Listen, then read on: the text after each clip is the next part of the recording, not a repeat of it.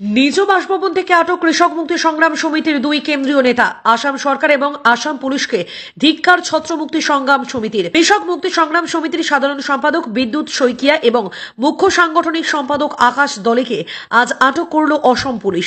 বিদ্যুৎ শইকিয়াকে গোলাঘাটের তার বাড়ি থেকে এবং সাংগঠনিক সম্পাদক আকাশ দলেকে আটক করা হয় গৌহাটি থেকে। দুজনকে আজ সকালে আটক করেছে পুলিশ। এবারে তীব্র প্রতিক্রিয়া ব্যক্ত করেছেন ছাত্র মুক্তি সংগ্রাম সমিতির কেন্দ্রীয় সমিতির সাধারণ সম্পাদক রাহুল ছেত্রী।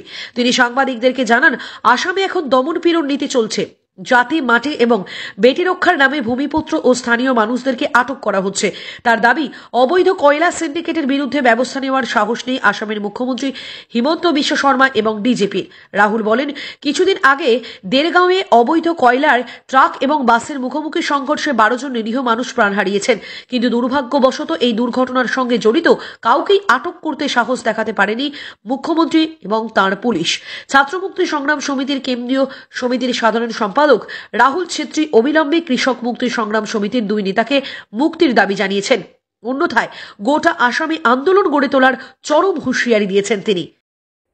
মাজনিখাত আৰু পুৱতিনিশাত কৃষক মুক্তি সংগ্ৰাম সমিতিৰ কেন্দ্ৰীয় সমিতিৰ সন্মানীয় সাধাৰণ সম্পাদক বিদ্যুৎ শইকীয়া ডাঙৰীয়া আৰু মুখ্য সাংগঠনিক সম্পাদক আকাশ দলে ডাঙৰীয়াক যি ধৰণে অন্যায়ভাৱে অগণতান্ত্ৰিকভাৱে আটক কৰা হৈছে, এই কথাক আমি পোনপ্ৰথমতে ছাত্ৰ মুক্তি সংগ্ৰাম সমিতি আৰু কৃষক মুক্তি সংগ্ৰাম সমিতি হৈ আমি তীব্ৰ গৰিহণা জনাইছোঁ আৰু অতি শীঘ্ৰে এই দুগৰাকী নেতাক তেখেতসকলে মুক্তি কৰি দিব লাগে, তাৰ বাবে দাবী উত্থাপন কৰিছোঁ। আৰু এই সময়তে আমি আজি প্ৰশ্ন কৰিব বিচাৰিছোঁ মাননীয় অসমৰ মুখ্যমন্ত্ৰী ডক্টৰ হিমন্ত বিশ্ব শৰ্মা ডাঙৰীয়াৰ প্ৰতি, যে অসমত কি চলি আছে, অসমত আজি কি ৰাজ চলি আছে, অসমত আজি গণতন্ত্ৰ আছে বা নাই, অসমত কি ব্যৱস্থা মূলেদি অসমীয়া মানুহবোৰৰ প্ৰতি এনেধৰণে আপোনালোকে অত্যাচাৰ কৰি আছে।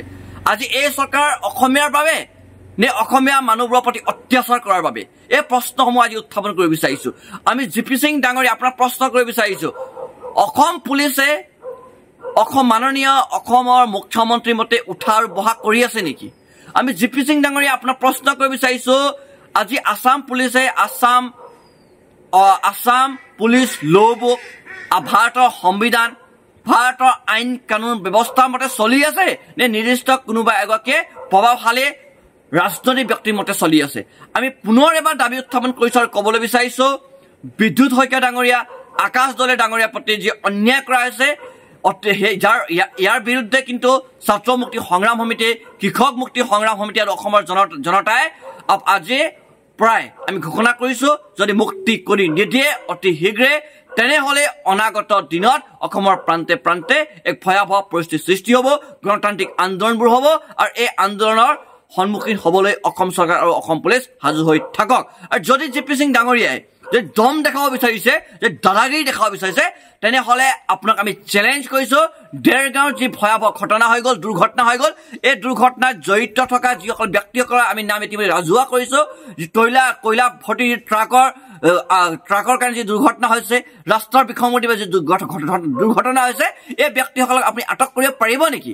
আজি যিসকলে কয়লা ৰাজ কৰি আছে, যিসকলে আজি শিল মাফিয়া কৰি আছে, যিসকলে গৰুৰ নামৰ চিণ্ডিকেট চলাই আছে, যিসকলে আজি মাটিৰ মাজত দালালি কৰি আছে, যিসকলে আজি ড্ৰাগছৰ ৰমৰমা বেহা চলাই আছে, যিসকলে কাঠৰ ওপৰত আজি ৰমৰমা বেহা চলাইছে, এই চিণ্ডিকেট ৰাজৰ বিৰুদ্ধে আপুনি কেতিয়াবা সৰব হ'ব পাৰিব নেকি? সহজ সৰল অসমীয়া জনতাৰ মাজত থিয় দিয়া কৃষক মুক্তি আৰু ছাত্ৰ মুক্তি সংগ্ৰাম সমিতিৰ প্ৰতি আপুনি কিমান দিন অত্যাচাৰ কৰিব, কিমান দিন আপুনি দাদাগিৰি কৰিব, কিমান দিন আপুনি জেল ভৰাও কাৰ্যসূচীবোৰ লৈ থাকিব?